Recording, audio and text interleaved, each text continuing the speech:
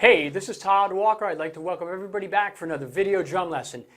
In part 2 of our microwave time signatures, we're going to look at going from 4/4 to understanding how to get to any odd time with a 16th value.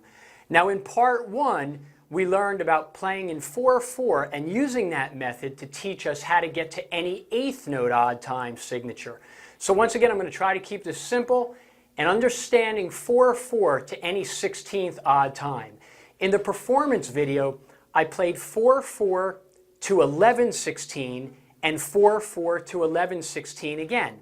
When I got to the 11/16 groove, the first one was simple and the second one was kind of a makeup with a couple paradiddles, and you'll see the transcription.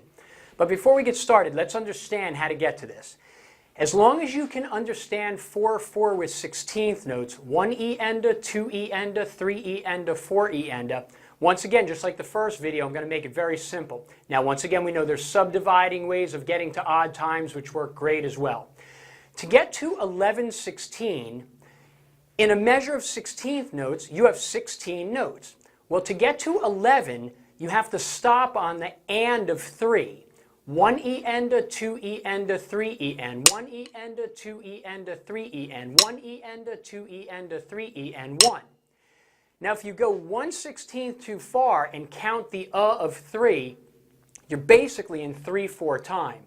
So what I'm going to do on the snare drum first is just play alternating strokes and stopping on the and of 3. I'll put the bass drum in on the downbeat so you can hear where the 11/16 cycles back. I'll count us in 4, 1 and 2 and 3 and 4 and 1E enda, 2E enda, 3E and 1E enda, 2E enda, 3E and 1. And you'll feel how it kind of skips right back to it. Counting in 4.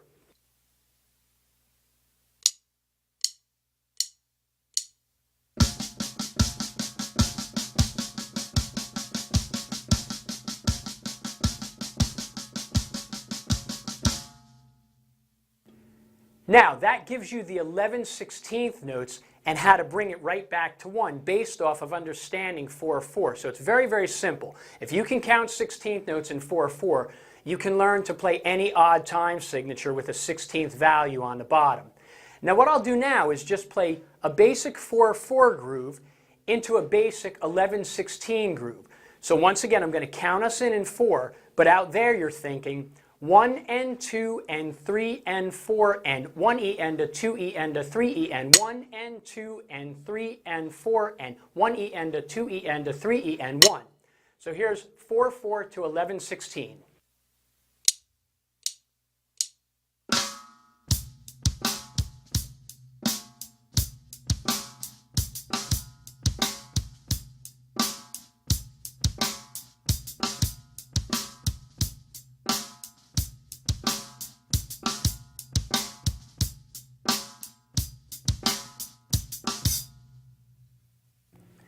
Now all I did to create a more interesting pattern was, with the count of 1E enda, 2E enda, 3E end, I kind of just applied a paradiddle sticking with a few added notes on the end on the bell to create a different groove. So what I'll do now is I'll play a 4/4 groove to 11/16 timing and just come off of the bell for the 11/16. Counting us in 4 once again, you're thinking 1 and 2 and 3 and 4 and 1E and a 2E and a 3E and 1. Here we go.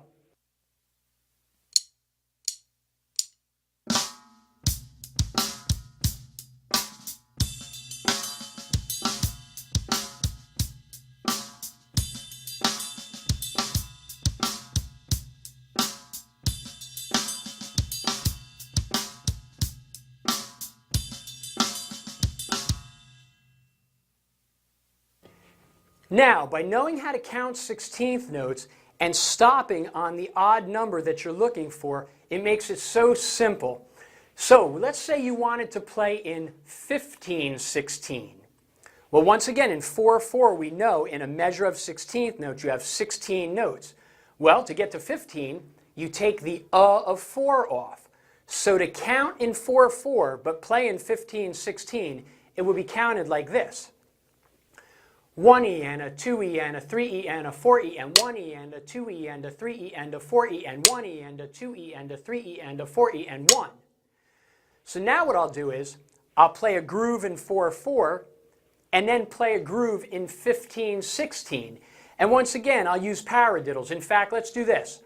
For the 15/16, I'll do right, left, right, left, left, right, left, right, left, left. And that makes up the 15 notes. So I'll start in 4/4 and I'll play a bell pattern in 15/16. It's that quick on how you can get to any 16th value by just knowing 4/4. 4/4 to 15/16, counting us in 4.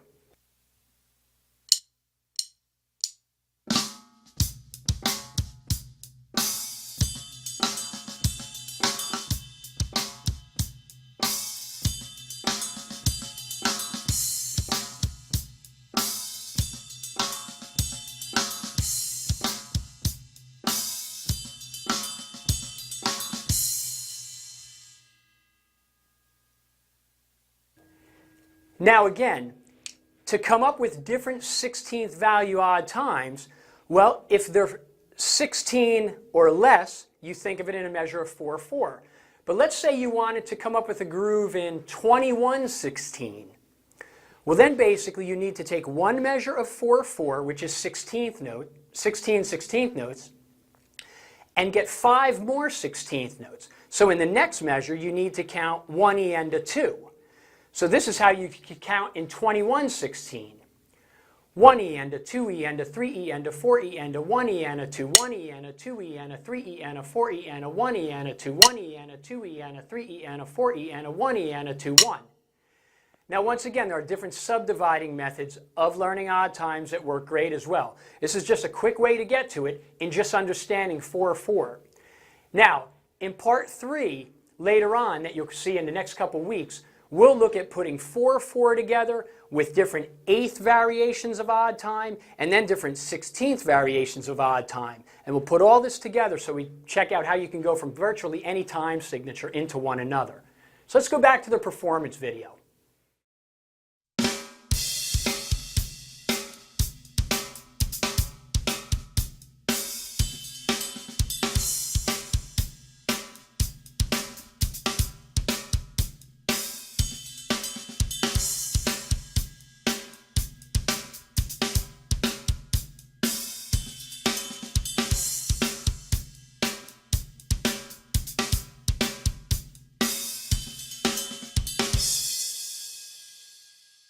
All right, so there you go.